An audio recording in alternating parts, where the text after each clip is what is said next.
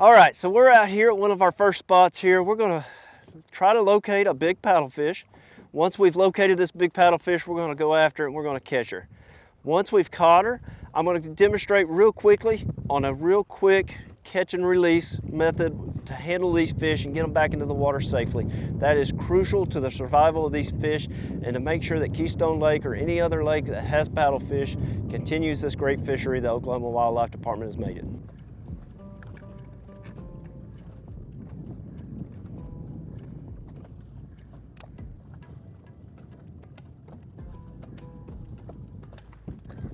Got her that time, bro.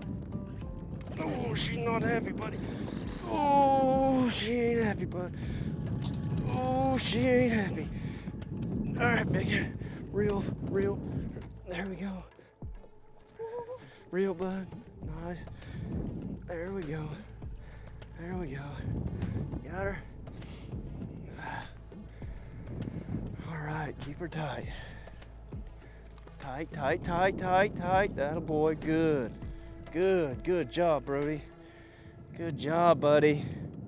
You have to use a barbless hook. You're not allowed to have barbs on these hooks.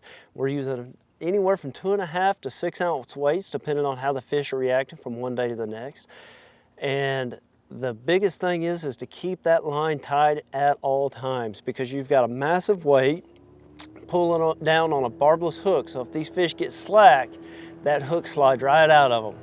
I'm gonna actually help him out now. That fish took a lot of line. We're actually gonna chase it down. On the bigger fish, when I know they're over 100 pounds, keep that rod tip up, buddy. Keep it up and reel. If I know that the fish are over 100 pounds, I will, most of the time, I'll chase them down with the trolling motor. There's 2 reasons I like to do that. One that's real important to me is that by fighting that fish all the way from 80 yards out to 100 yards out, all the way back to the boat, it puts a lot of unwanted stress on that fish. The odds of survival obviously go down. These are very hardy fish, but anything you could do to help that stress of that fish out really goes a long way for these fish, especially during the summertime. The other part of that is if it does get fortunate enough to get away from us, I like the opportunity to maybe find that fish again, so I'll stay up on it with the trolling motor for those 2 reasons right there. Always be prepared to get that fish on board, have your scales ready, have your phones ready to take some really quick pictures. If you're gonna bring it aboard, make it quick, get that fish back in the water as fast as you can. Rod tip up, come on buddy, put that rod to work. Good. So that fish is gonna be in the 70-pound range there. I try to keep my out of water time to about a minute. If we can keep it under a minute, especially when it's hot, we've done it right. And a big part of that is just being prepared. When you bring it aboard, just be ready and prepared. So at this point, you want to keep a little pressure on that line, and these fish have a tendency to take off if I don't get them this first time. So I'm going to have him keep pressure on that line, just like that. There she goes. We're going to keep her right here. All right, buddy, let's try this again.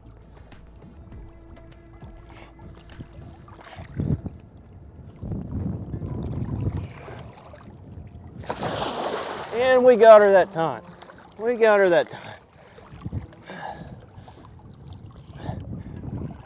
And that's how easy that hook pops out. It just comes right out just like that because it's barbless. What we're going to do now is I'm going to bring her to the back of the boat, and we're going to go ahead and get our scales ready. So he's going to get his scales, and this is a good point. Leave them in the water. Let them recover a little bit here. We're going to get our scale on. We're going to make sure it's in the right unit. And this is a good point if you're going to take pictures to go ahead and have your phones ready. Have it in camera mode. That way when we get this fish on board, we're going to have her out as little as we possibly can. We'll get a quick weight, take a couple quick pictures, get them right back in the water. You're going to see that whenever we release this fish, the best thing to do is to take them and a nose dive straight in. You don't want them landing on their sides or on their belly. You just want to kind of get their nose pointing straight down. That way they get a good release, get back into the water.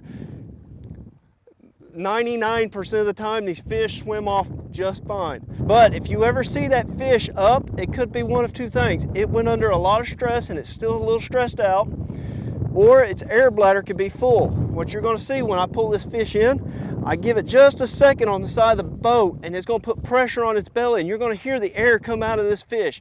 By allowing that air to come out of that fish, it's going to allow her to go back down to the depths of the water. So here we go. He's got the scale ready. This is the part where I kind of burp them a little bit. Come up. Sometimes you hear them burp, sometimes you don't, but I'll leave them right there for a second. This fish is actually going to be in the 80-pound range. So I'm going to bring her aboard. We're going to work real quick here.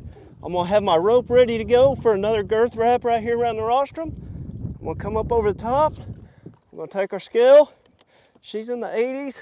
We're going to get a quick weight. 86. 86 pounds. So we got an 86 pound. I'm going to hand him his scale. At this point, I would lift this fish up, hand it to somebody from this position.